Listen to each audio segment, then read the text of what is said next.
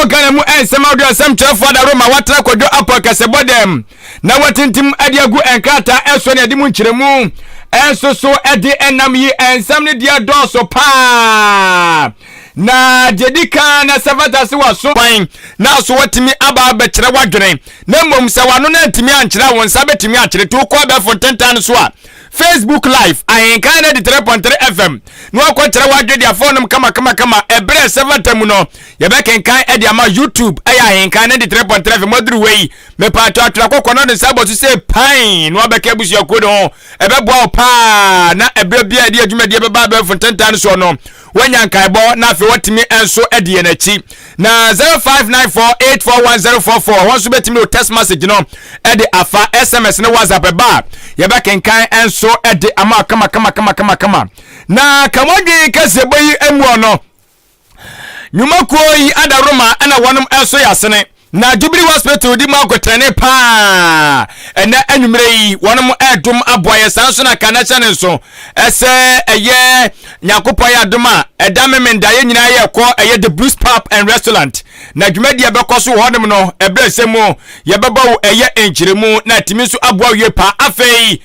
ensam no dia etodwa ewo kawadwen Kasiebo mu no ebi ene se ayadie se nei asen no fa bato mpesua so ene ewogusu a ehuru puka jase nya de ketwa endi se manyo kona de hye na wonum akasa sanso ana safufro mu Speaker of Parliament so wase jachi kwesi Supreme Court ne nsam no wode abafa ne ho no be kyerɛkyerɛ ne ma bi mu ma na se wo me kyerɛkyerɛ ne ma bi bu ema wo de asem ne eka senso ayade se onimonyafo Frempong Boaten papai na so ya hio ayade se special prosecutor oman court bopanyini wato ne safra na mu nsam se tie nie sanso ana ensafufro mu a wo bete Swafo abedi echira wo hwensa asensam so se mo se green Ghana no enkoyie no enkotabuo list 10 ekura no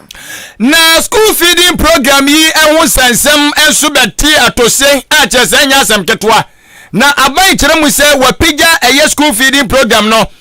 sika wode ma mofra no mom de to aduane die no eye pesos no 70 pesos no wotem so wapija ode ko 1 cedi 20 pesos still na no amafo bi so amonto mo ase na maami panyini pa wa benseja eba no eye anuane dwumadie mu a wa chechire semu pa ani ya papa no mo yankokrafo ya mre wai wa musu gusu ejina finance ministry na we de ayasam foforo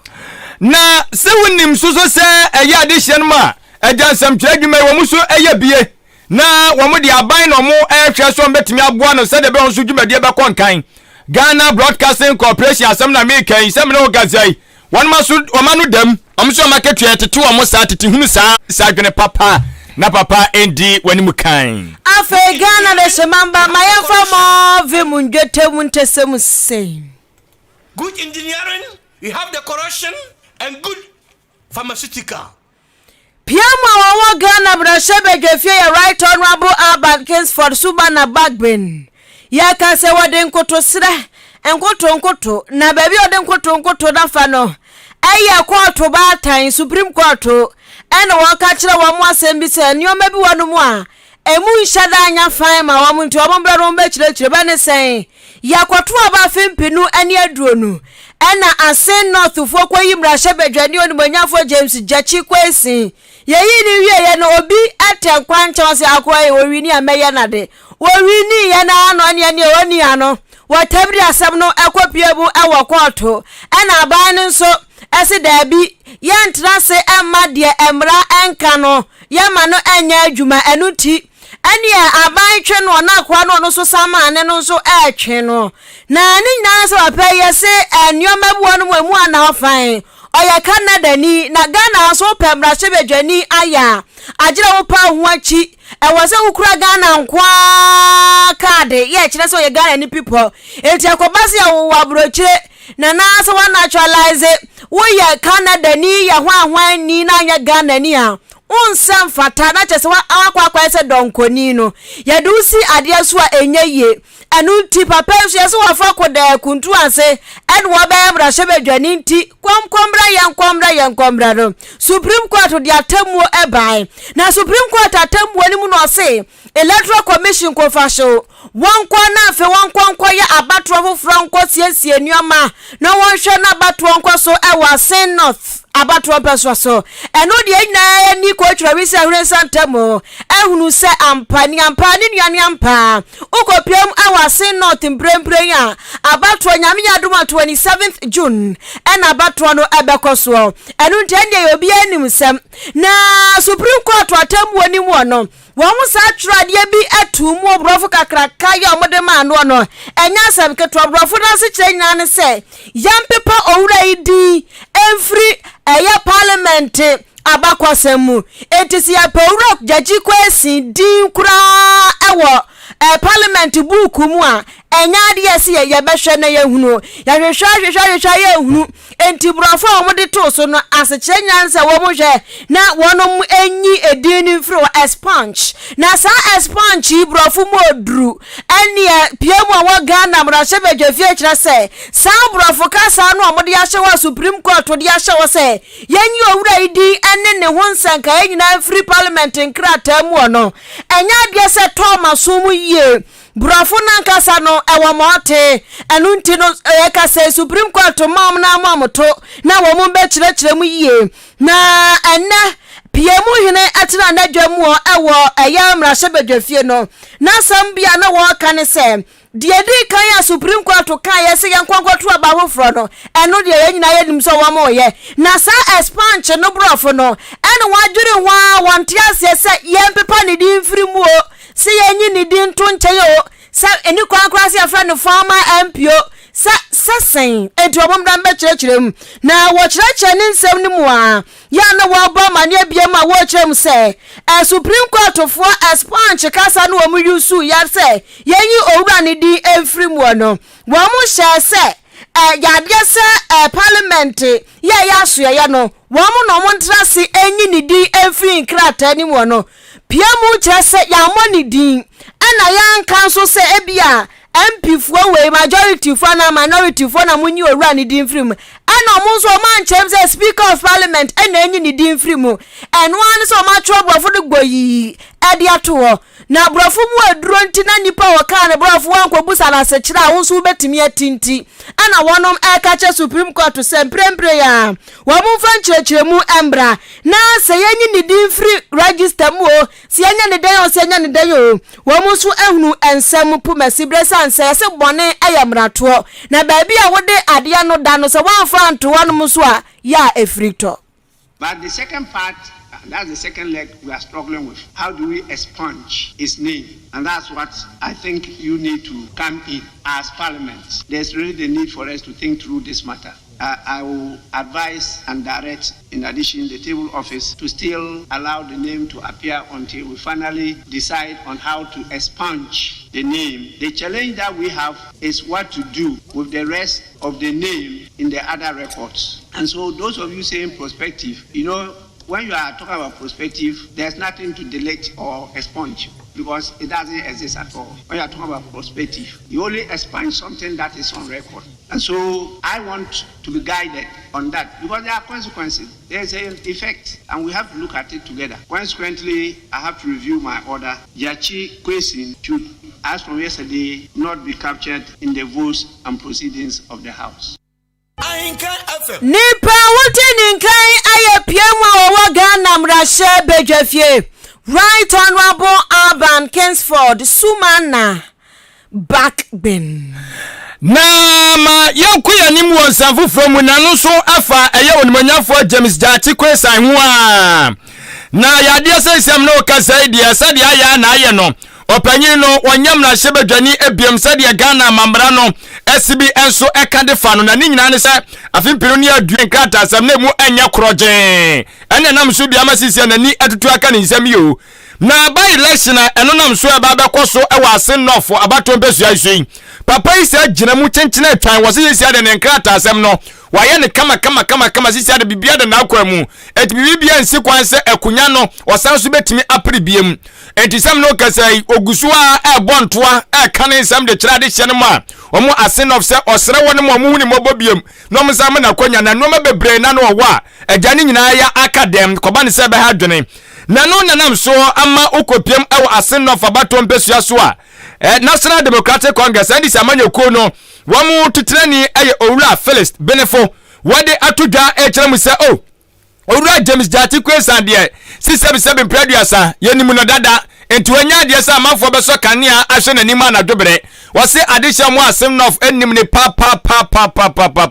omunim niam papa obetimi ayede aboa wo enuti na afimpino ani adwono ma na kwanya no na ono de owodidie mapase sisia yi asa beto onum so panyini sa betimi agina biem e wo ba election mu ono ogidie pa sa adisha mu asem nof abato mpesua so enya de so meda no machidi ama onimonyafo James Jati Kwesa kwan da biara eso da wo so meto abana man se boom na so no ankasa kura nani famu na wono bunkonta ahwe madodo a onimanyafo James Jati Kwesa betimi anya wo de ko agichemu ni mu a anya hwe kura no agichemu be se duowotwe mienu 82% de a papa no o mato ama no huhum dada ka se be pie wani suo na wo kyeremu se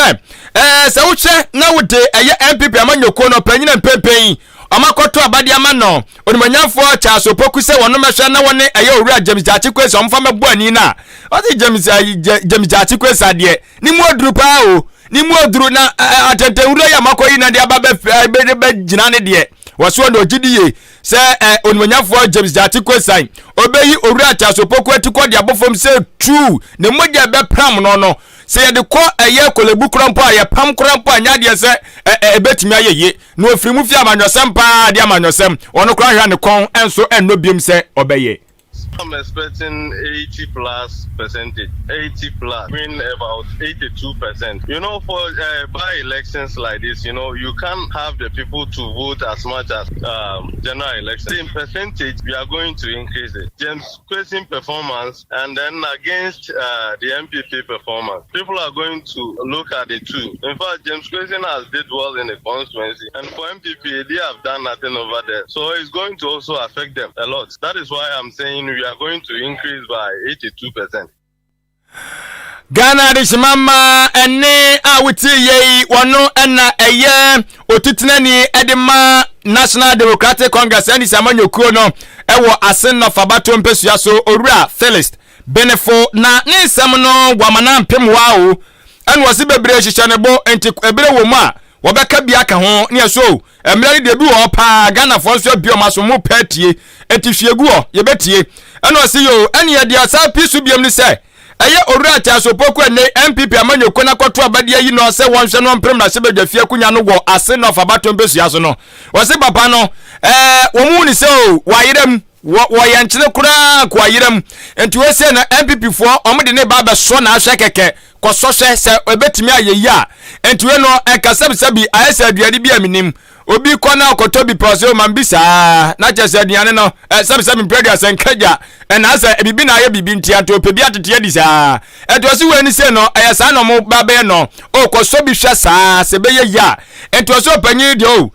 na ho boa krampo no wo shadam one ho enwieye na ono de ogidie mapasa ba ilashi wei eno be yensenda ho de akere pa se asenofa kunya no NDC fo omo edea na be ka omo sanso pa de so mbe jemu no nkuta agene aposo omo de omo so omo njem na okyerem se impo Owura cha so poku ya no wono awanim dada wonim se obedi nto onu a ubusani bia na se woka kura na onu a hunse na nim nyina kire se obedi ntu na so so no ose chenchena achi na mmom no ose agro ne fom no edan duru wa we nya di atam na mmom no obeso won che ne se da no poti no se ba ye behunu de obedi nkunim Charles Opoku just want to come and show up. He's not ready for these by-elections because he knows that whatever happens, NDC will win. He's preparing himself towards 2024. Charles Opoku, he has been talking to me during, the initials of our court case. When our court case started, he was talking to me. He knows that for the situation, when he tries it, he won't have anywhere to stand. So he's just showing up and preparing up for 2024. But for this particular by-election, he knows for sure that he's not part of it. He's just coming to show up. Nanti baba no obuano for 2024. To us I didn't beto no kwan so. Oh, I see. Wey asen of about one peso so. And this amanyo kodi tutre ni owura Felix Benefo na adishimama eja ono so wo hwe ni nsem di gu hwe ni nsem gu odemo no ni nyina no efa asen of one by election eba bekoso nyankopon ya adoma hwe be June 27th na ye jantam so enya asem ketwa obi aka de be ne de obi aka ne de si de be adrun di adwenkyere ti ade hihia so wi but who is who? What ni asem no we de entete won de se obi aka do awie ya ni asem bi kraman se awie se nana bi susu be ebe hu nanum ti eja mo no so hu nanum bi ediruwa na be kire dan duruwa yankoi ya nim ewo enumre no nsia kan Kasiebo no emu na wo so wo ka wadwen akira wadwen 0594 841044 Swafo abedi akira wo hwe ensase ne obo ade ne paso lands and natural resources deputy minister no ukopiemu ewo atwema nwabieja north ehon so ya mrahye bedwani onimonyamfo Benito owusubio Wadensa bia tudwa afa Green Ghana project ne ho no se si ye duadua no abaya otiso ochiman PSC ne na bedi ekire Dr. Alhaji Mahmudu Bamia eno ono ane boss Abujinapo wonom na kwankunya sie de sa project ba so meduadua afimpinu ene adronu ba ko ni mu 2021 ena wo mo sha ase aja wonom eduadua ne bia no se 2021 no na wonom enua wo mo apagu ho anase no de wo ma plan asusuo so mo bedua 5 million opepimunum eno na asoya ne ka so wo bedua nanso no yankomra yenua wa ha echire no na chese enua no kura wo medua 7 million opepim enso na chese ekona nimpa na 2022 ni mu nso wonom edua bi papa no so se na target no na de do mani so mu bedua no 20 million opepim aduonu na opepim aduonu no waso mu twa ho se hwim adua ya ma ekodu 24 million opepem aduonu enan chese wonu de omde besi o mani so no matwam de omde besi o mani so no chese o madua ma abro so kra na enu mo no chese ya ka sei national security ani aso ya wonum ana hwansa ase ne obade ne paso ade nyoma bia gugugugu nsane ani awurawura mu akohwehwe miamia wodra wo mu duadua nuani bia hunu se enua no amudu ya no so mo de ko ahanchechemu ha o metimi aka se emu ahanchechemu adioso ana chese o menya nkwa ye ka se enua nanyi afiri adum akwa adum a chese enua ne tiase enua wo mu dia de 70% de etiase o chaman wo jane na so papa ya mo so nhwe mane nse ye na wo kireche ni nsemu ewa abra wonum bo anan ekonkofo bi agya ya obdo mutaku ka press mpoapo ndubi eso so masen wo enua ne tomu ho entu omukọ mo so kodeda wo masia ene Ghana Oil Company goyo for ho Japan Motors for so eso ketom kakra mom de ye project no ho ade nyina ena Chamber of Mines wo so eso ketom kakra enu ntu omukọ ho no asedanko anti asedani mu ho ena sansem pe wansem poroi epie In 2021, we started with an initial target of 5 million, and at the close of the day, we were able to distribute and plant 7 million. And then the following year, too, we set another target of 20 million, and we did around 24 million. As we speak now, on the average, if you take the 2 years together, the success rate or the survival rate of these seedlings is pegged at around 70%. This has been through our own observation, monitoring exercises that we've done, and then finally, one that has been done by National Security on their own. They even didn't inform us that they were doing this, but they did it behind us, and then they brought us their report, which showed clearly that yes, these are the challenges, and this is where it's been successful. Nipa wutini kai aya swafo bedi akira wahwansa aseni obade ne paso wasanso yamrahye bedwani a wagiram de madehya wonmo atwema wabieja north abato mpeso so wasante mantamo onibonyamfo benito wusubio na wamu akwa amona so no enia wamu so enia omodoso pa campaign zamebubobuodi no wamu tu eye executive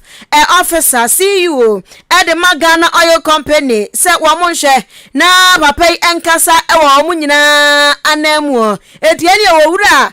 ya kwame osai prempe ono ena ya goyofo CEO wogina wonu moja omuden kaprama asoyei anemu ede aseda chenjireche ema abani so what the initiative papa ba when etimu papa ayabota papa enu nti yabekwaso aso wasia age yewudem. This dream is a good one timelessly, and every Ghanaian ought to support it, especially corporate bodies. And we know that use of fossil fuels damage the environment. So the more trees we have, the better it is for us, because some of the carbon can be absorbed and you can have some free air to breathe. So we at God shared your dream. That's what propelled us to bring that donation. But we do not believe that we did anything extraordinary, because it's our duty to help Mother Ghana. Nipa wutini kai aya pani kwanchira for wada Ghana Oil Company ano goyo for CEO enono owura kwame osei prempe na ye free green Ghana dwumadie ne ntotoye no enso emu ne de ani achemu ewo Ghana mamra ne dwumadie ne ntotoye enso so emu kitaje dwumde kankan ne proyensam anei egusu a edi ayim ewo man konko Ghana mu yanom eno na nam so bia Ghana mampanyi na nadan kwaku fada koraba ye no kyerem sadabi sede kitaje dwumde kankan ne proye do kro man ya hwene ansia no kwan ene ye de ne saa no man di se to abo enuti wapaw atena ya wo kyerem se ewase yenya opanyini bi ma ne kwotena ho na afi ono de obeya ne se obetwetwe nkrofo ase edo makwakwa gina mamrana no woni ebetwe se hu bo kitahyem pe no atoa no obefa no do kwagina mamrana no ne yetoto wano a ne ahwehwem aduaduamu na se no krasa mpa kitahyem akoso unimu bia afi amamrana so ne wadini sade sene fatanti oman no kwadubo panyini aso ye no office of the special prosecutor na sem no ekazai ayade se opanyini a ankane na nadan kwaku foda mamu edikan mu no na eye osoafo hwe atenaye eye oboade nyansapo ahwehwemu ene afenso no afidibo dwumade ntotoye eso eno eye minister for environment science and technology na ye obenfo kwabena frimpon boaten opanyini yi ana cheseja wo oto ne safren se wo mra no ni nkomo kakra na watete se ja report bi a wo tretreye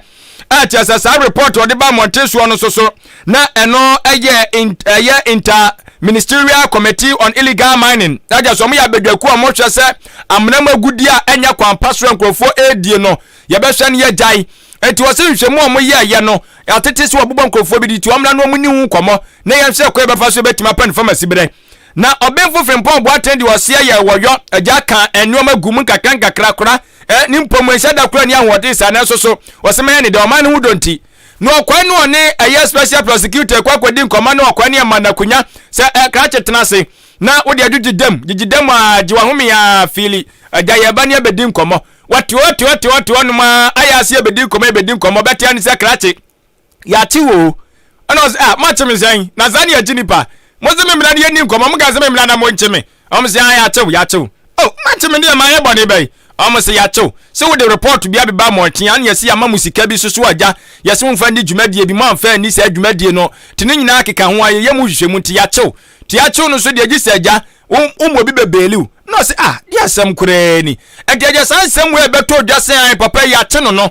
eno na Ghana fo bi ni mu echem se dia ekoso ne de omodwene ho awomante ase de Ghana mamra ne hyehye ne dwumadie kura ti semponi a eno nam so bi ama eye opanyina nkane wo ye aban no emra nimni panyini former deputy attorney general Owura Joseph Pemka de ababa tudwa kire mu se sa chia special prosecutor wonum hwe ya omochi obenfo Frimpong Boaten no wo se ne kwan so ano no adidam we wonfo mra bia wo se adidam esanse se wo hwe amamra yetintim ebo the office of special prosecutor chibanya wo se ehye ne kete amamra ne ka kye ne se wo ho akonya aso otimi chi obi wabra enoma bi ekoso hunu se da bi se nipa no gisi ye kye no ne gene tenase ana ye yemu hwehwemu wo se eno amamra ne no eno soso edoma bam so mudi hu dwuma na enye no ko a wo se esanso mo makonya kase pa no prosecution no wo se eno so da oma bam etomu ye hwehwemu omutimi chew do kogira amamra na no ana afi so no wabra hwehwemu ekoso no yetimi edewo chew sie kakra ne abusabusa wonsam tini nyina ho akonya no eka eye amamra yetintima ebo eye special prosecutor wone ne dom enso so ho eban enu ntichi omoche obenfo no woche se enye ade asebseb mpredu ase kuti amamra no no si we kura mpodie papa yechi nen yanka ase ya jeli no ane yanka ase yechi na no yanchi na no asebede ne kwa fiase da bi yechi obi a ene ebia yehu ni se ensama ekoso no ebia fumsuo bi na se ba bi wo honom a ewosi wo kirema yenye ye ho entiase entini weni dia wose dia obesere pa ne se wo bia enyai na nkaja yemfa ema special prosecutor no onye na dwuma wo ye na dwuma koduru ebra ewose papa yi ye ja no twema mentwe na nkaja ye ja no se ekoba se da bi papa yi ensan ba bia ekonani enyan empo ewose ye hwe na emran ni dia ewose no so yade no kogina mamrana no eto ndo wose yenyai ema special prosecutor anya na dwuma na ye nhwe ba bia nsam na nkasa no na wie ye enso ebekwa akoduro na wabra eye former deputy attorney general Manyamfo Joseph Pemka ene eye Ahenkan Kasiebo dwetwe nkomo no ene wo cheche semu sei. At the end of the day, if you send an empty matter to court, you get nothing out of it. You cannot convict a person on the basis of trump-up charge. So, in the end, if Prof is an innocent citizen, then the matter goes to court eventually. It will be proven. But remember that at this particular moment, the matter is not even in court. They are investigating. And if Prof provides answers that satisfy them, will proceed with it to court. And they find a case against him. They will proffer the appropriate charges in accord with their act and proceed to court. And the court will make a pronouncement having listened to both sides. It's within the context of the OSCR. They investigate, they prosecute, and they recover. They do three things there. So they have the Department of Investigations, Department of Prosecution, and Department of Recovery. So clearly they have the power of arrest, they have the power of investigation and prosecution as the case may be, and then the power of asset recovery. So what they did was not unlawful. Did you ya no na entiamra kura omonfum kwan etiwei eye ankane aban mranim ni panyini abedechire former deputy attorney general Owura Joseph Pemka ana de shimamba otenin kano timu an wose ne ya che no na nyemra na de no wose yemra wose sa mra we so mo ye no no odim tintima pa because atam no o kan ayifo ho attorney general for no ho no mo ye mra ne say no mo ye ne say special prosecutor no o wa kwanya se otimi chi obi ewo kwan benso ewo kwan a ye hu ni se wa foma mamra no nti o mu ni se bia papa no wa foma emra no na se ya che na we nye dedebo enye news dabi nye breaking news edem dada da mamra ni mu omo ana mo twere omo ana twere ye ti ono wotumi on se de na mi busa se 2 minutes de obewo nza de na mi busa se mention that enwura mu hunu difference between attorney general and special prosecutor no but obia na adwuma but me wura mu no isia mahu se attorney general no de ne se oye prosecution ko a so obo kwadu so ono wanya hwehwemu to onya asam nya twa na so mu a ana woto no ma na bentros a nipa we boni wontirim a wotimi chewdo ukogina mamra na abusebisa wonsem ono ne de no ne tum ba bia pem no na special prosecutor ne de no chese wono be ye nsem no hwehwemu no ono ano owi a wasanso atabura kogina mamra na no tibenu ni hwehwemu aye no we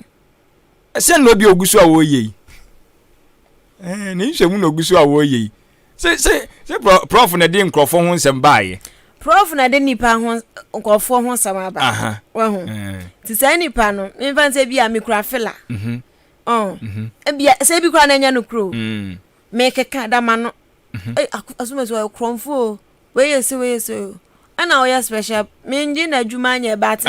me so de na se ye Ghana ye nyina na ye so se bia ke bia se bia make cancer no sam de da ma no sa no na adwempa ye special prosecutor kwam dibre kosoro na ofre me afia wo fa na de na wo ke cancer na ma chiro mu se bia se na sa minji achire mu ni enya papa aka se na bia wo kura na we de okoya wase okoya na papa de ne nsa to na beti krachi you are wanted why I wanted you nu ya mo wa no na ya se chenchana che mo bi bebe o ya cho so dia jiso bi bebe o obi an bebe o so dia onko ese ka da no no asem no sa ho kaka emu oremo hono na ebia na bibi wom na wadie okay ebia papa no so ka je besu tu no be favor no na mi prosecutor so fa hwe maye ono ampa ko je no ye dimrika dia ba o ti o she be hu ade na ni so obi ka obia allegations akese se na be di wanimu a busa no o ma approve ana no when I say my son why I wanted say but prof ntimi twatro papa no papa ya duri wono ogedian papa no play pa prof ogedian ba bia prof aduri wono edian pa na wogi tino aba ebia na you and I were not there no de ye nyina ye ni wo different no ebia na sapa say bia obi ka samna musa wo fa ngu ne sana mfano ya che no mo bi mebeli no sa na ya che nipa ono kura waso wo ba nyina onim say report o de ba no asem de be ka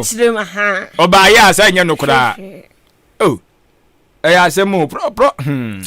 na make you prof yi si a no wa ba yi wanim bia say asem bi be ka no wo bo bra so papa bo de bra prof bo de bra de wo Ghana ha wono na ya akoma ho adwuma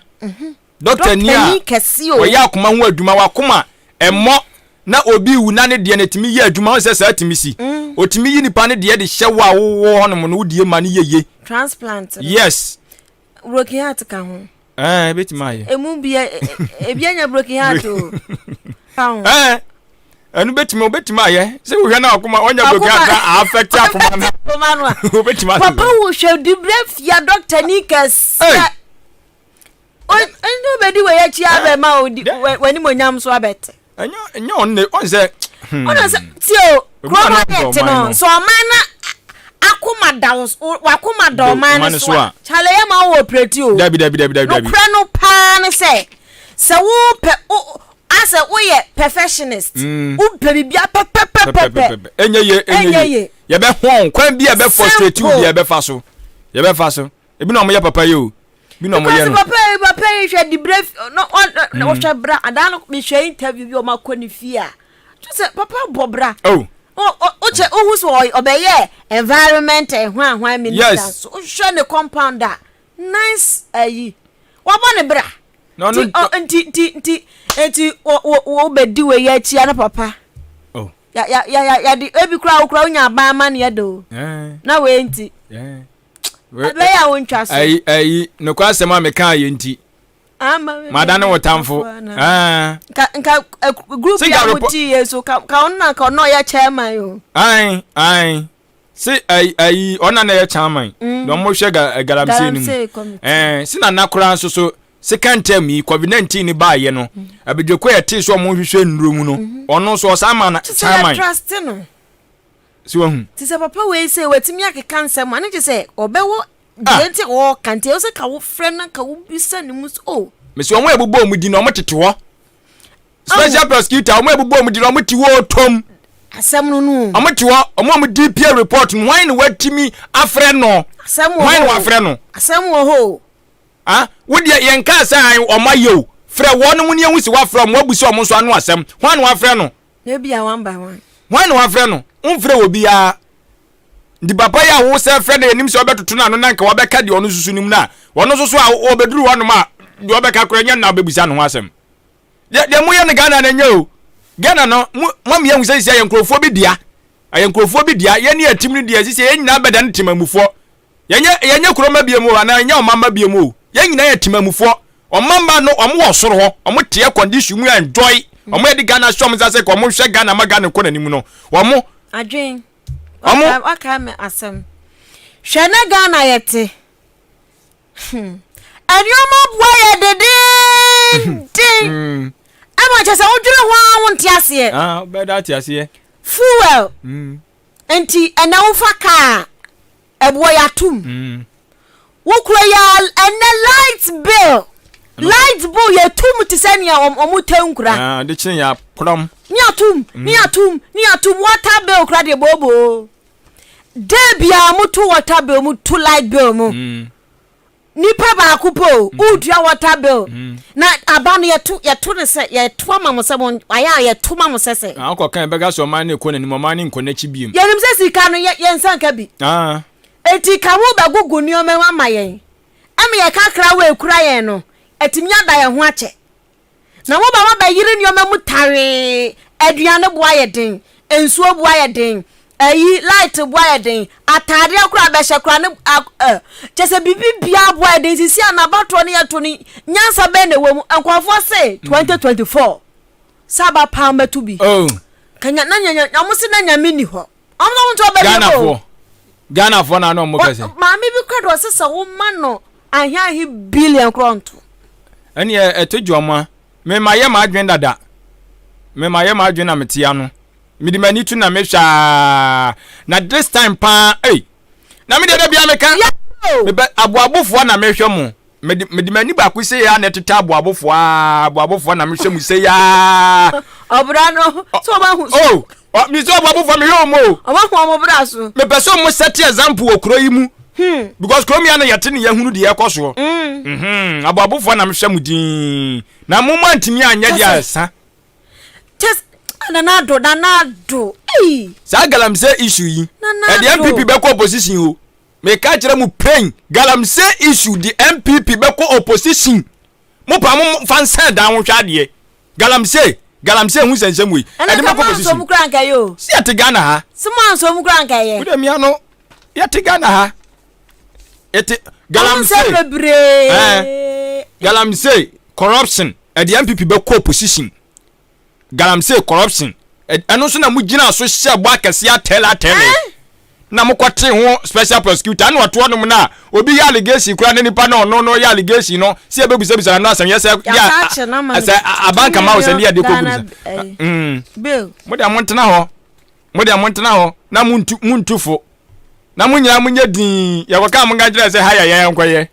wa ya be kwa kwaye omani mo adin omani mo ayedin omani mo ayedin emu ayedin pa ma chese ye huru abato ne ekoto ne so faso bi okay obi asom na no ono so de so se kwaye manu a somo no ono so de anana ho ba ya do ono so ya dai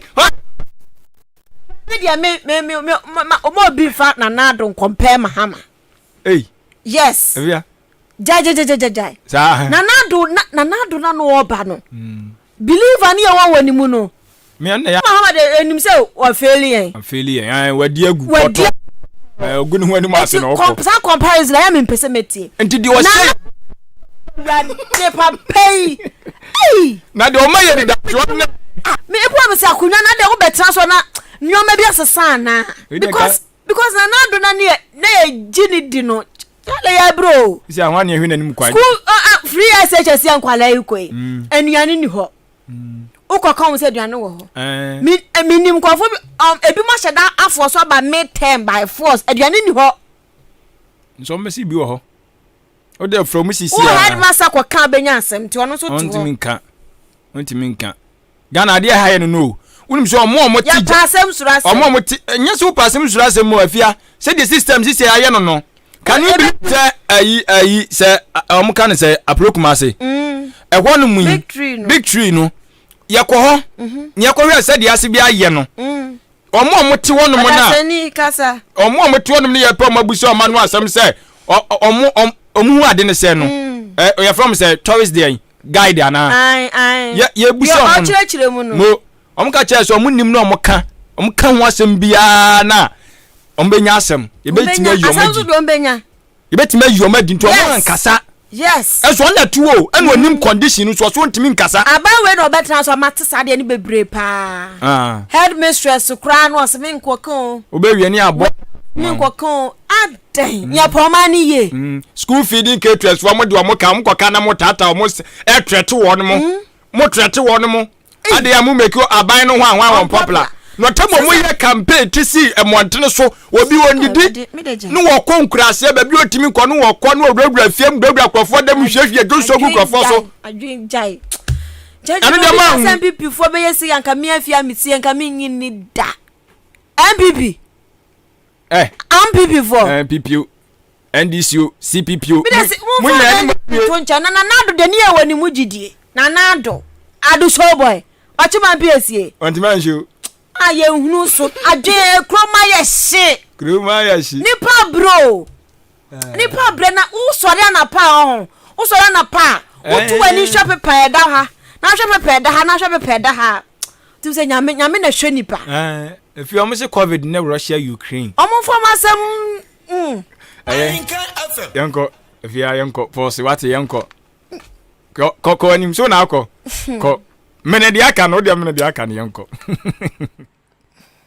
I shall protect the public purse. And I shall protect Ahenkan commentary.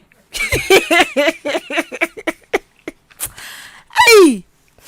What do you say, fancy? I coward you. And you also coward. Now, I brow chrome her. And Ahenkan FM.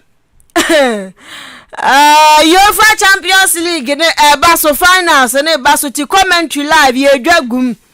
The Blues pub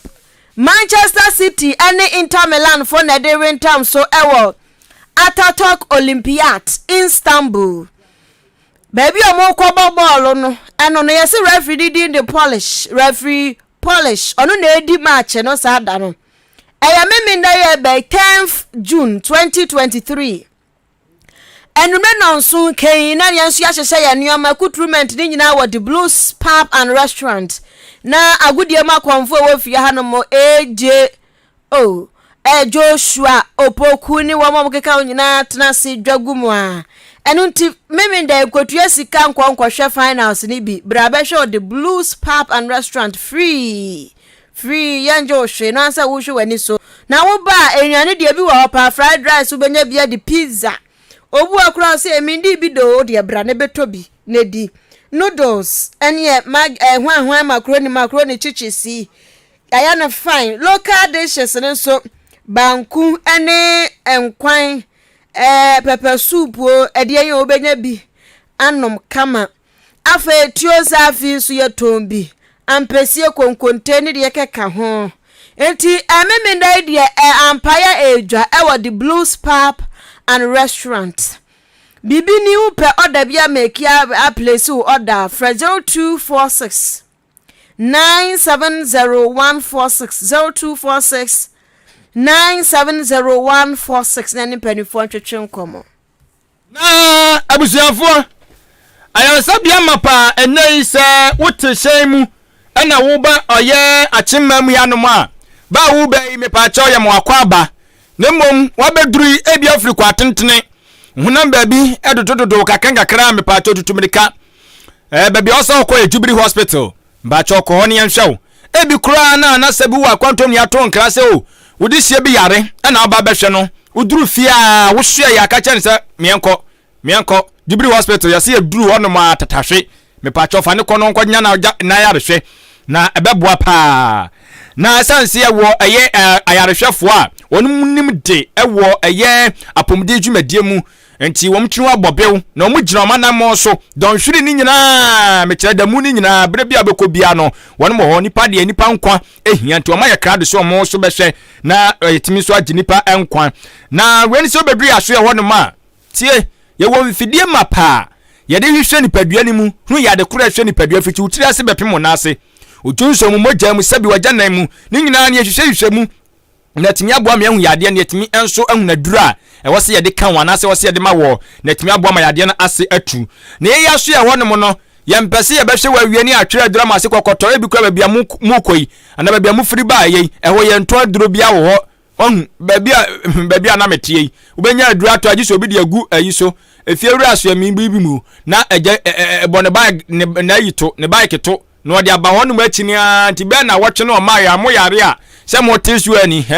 saa ko mi so beba enti ye honum se ne de ye hwa wo no na enduru a wose ye de ma wo no ne ye de ma wo ewo atoye mu honum na timi so aboa kama ti o pharmacy ewo honum wo ye oba na me pa cho wo fa fura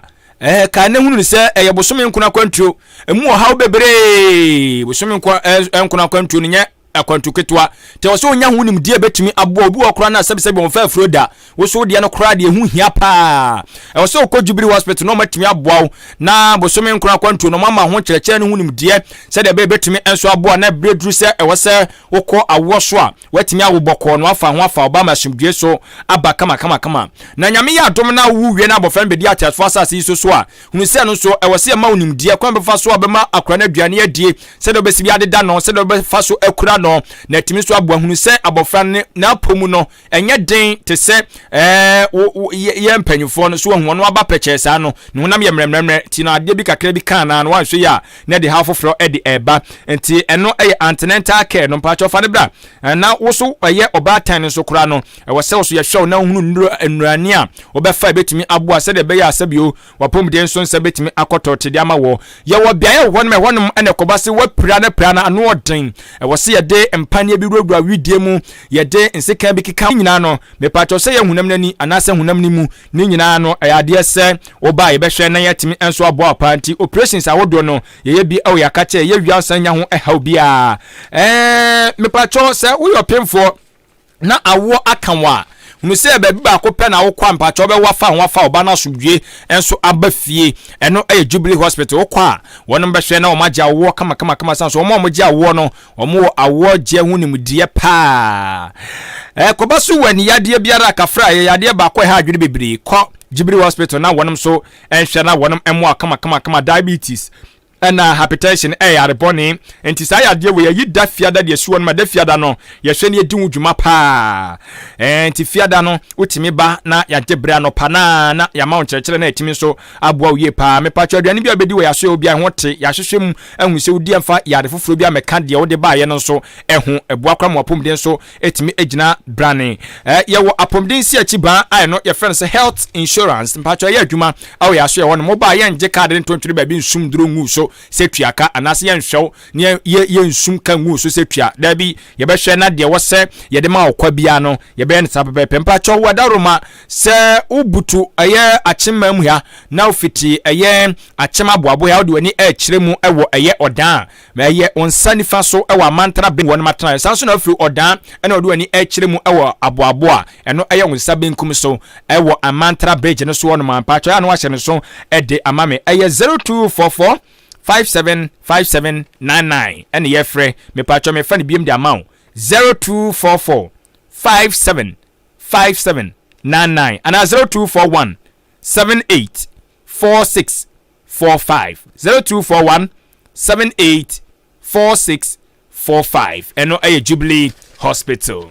yankwa yanim awaka Dwene Kasiebo no emu emprempre ya kase ya ka Ghana ya shi na Ghana ya shi na mpanifo nya de sanya de fatay kamnim senka emrewa ne nkokora de nko wo mo de ho so nsa brobe enka anya maburu de betimi apra yeti na kamabru no de aja ya wontwetwede ya de atifa mu anka je bia benya kakra bia tototo bia dia na kamrewane de adi o bia nim so mrewane de o amoya dan ya ba ba hwano na adwuma apesika gu wano mo se me koma ho meje ma mo fa sika we ma me abanji sika yi fa kwa ya adwuma so de be kwa akokra nkonfam o de be kwa akoton kuko o de be kwa akokan nwan yo o de be kwa akoshe edansie mo o de be hye ekwan yemo de o de be ya bia fa akokwaye na mmom me koma ho meje ma sa sika no fagu makansum na ma me kakra na me fa tototo nuro nom enfa bi tototo aduane ni na me so mapomu nya dene abusua wa mo edidi hunu se da chi bi ombe ya mre to obudi sika ma ba dia ya adwuma na abusua wa mo kura ho akire mo na